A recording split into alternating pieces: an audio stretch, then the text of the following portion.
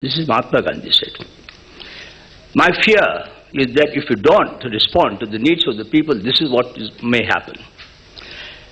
The keynote speaker, who is going to speak later, Mr. Modi, has often stated that his entire strategy as Chief Minister has been based on two basic principles: development and good governance. Both are the crucial pillars for building the entire structural edifice of India's macroeconomy. Therefore, both need greater clarity, some of which was spelled out by Mr. Jaitley, and we need much more than that, and specifically at the earliest, and certainly by June when the new government will be in position. Poor growth and development has cost the country as a whole and the employable youth in particular very heavily.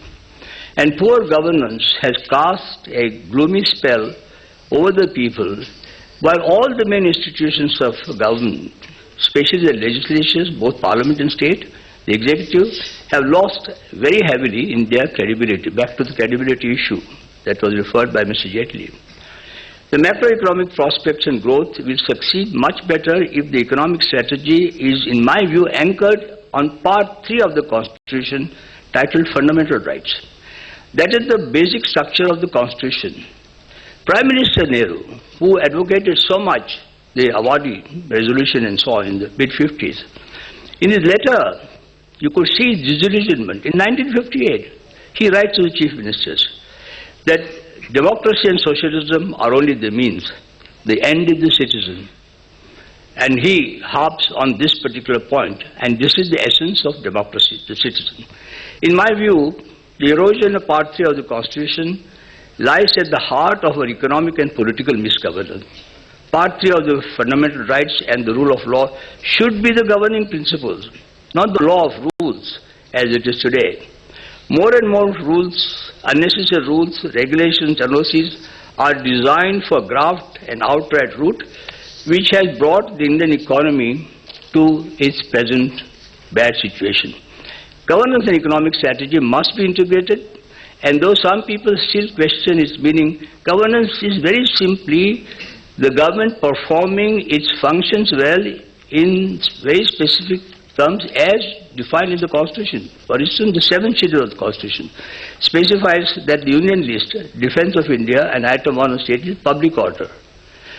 Can anyone accuse either the Union government or many of the state governments that they are performing these functions well?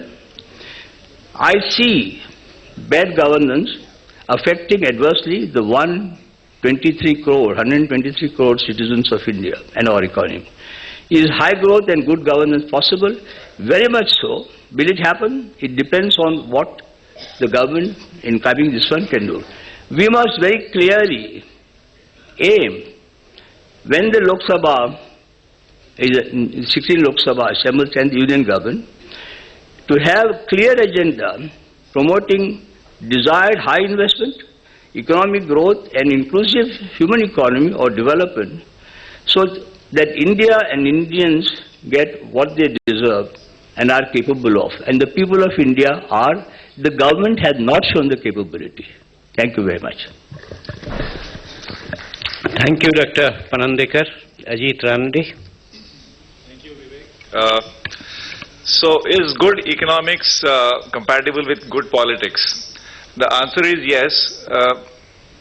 Because if it's mediated through good governance, this is sort of a very easy way of capturing what's the importance of governance. We had a sort of keynote speech over governance, so I thought I'd illustrate with an anecdote. Best way to illustrate this. So what's this governance thing? Incidentally, before I do that, economic growth is nothing but essentially an accumulation of labor and capital. I mean, it's a very mechanistic definition of economic growth. So you have more labor and more capital gives you more output, and that's growth. But as Vivek said, sometimes the capital output ratio goes worse. And that's sort of, I think, that's where the governance or all those factors related to governance come in. That is, how does this thing deteriorate? So just accumulating more labor and capital. Labor is the so-called demographic dividend of India. Capital is nothing but high savings rate. We still have a savings rate of about 30-32%. relatively high compared to world standards. High savings rate, good demography, yet we're not getting good growth. So something is going wrong. But that's where we have to aim to get good growth out of the two advantages we have. So anecdote. And this is not exactly completely hypothetical, so please bear with me. Imagine that you have an investment project worth something like 28,000 crores, roughly about $5.5 billion. And because of various governance-related, since Mr. Jaitley also mentioned things like approvals, and this word approvals and clearances actually finds mention very clearly and starkly in the annual report of the Reserve Bank of India published in July 2013, where they squarely pointed a finger at the role of delayed approvals and delayed clearances on industrial growth. So let's say about a $5.5 billion project is waiting for clearances, certain key clearances, maybe related to environment, forests, whatever, various kinds of things. And the delay is 1 year, 12 months, let's say.